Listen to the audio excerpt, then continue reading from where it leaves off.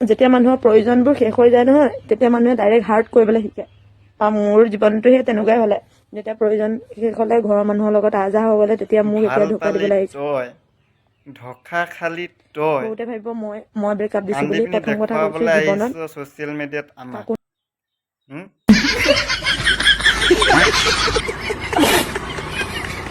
যেতিয়া মানুহৰ প্ৰয়োজনবোৰ শেষ হৈ যায় নহয় তেতিয়া মানুহে ডাইৰেক্ট হাৰ্ট কৰিবলৈ শিকে अच्छा আৰু মোৰ জীৱনটো সেই তেনেকুৱাই হ'লে যেতিয়া প্ৰয়োজন শেষ হ'লে ঘৰৰ মানুহৰ লগত আজা হৈ গ'লে তেতিয়া মোক এতিয়া ধোকা দিবলৈ আহিছে ठीक है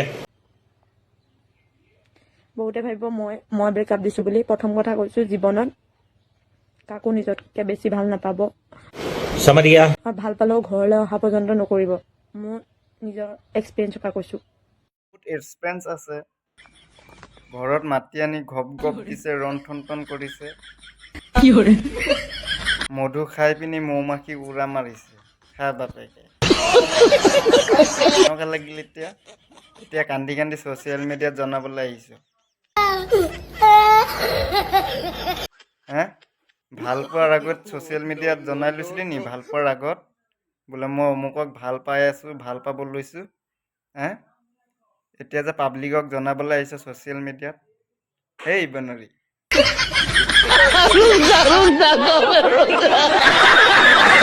যেতিয়া মানুহৰ প্ৰয়োজনবোৰ শেষ হৈ যায় নহয় তেতিয়া মানুহে ডাইৰেক্ট হাৰ্ট কৰিবলৈ শিকে আৰু মোৰ জীৱনটো সেই তেনেকুৱাই হ'লে লাভ নাই কান্দাৰ আগতে ঘপ ঘপ কৰাৰ আগতে ভাবিব লাগিছিলে ये बड़ी अच्छी बात कही आप এতিয়া বোলে প্ৰয়োজনটো বোলে শেষ হ'ল বোলে এতিয়া বোলে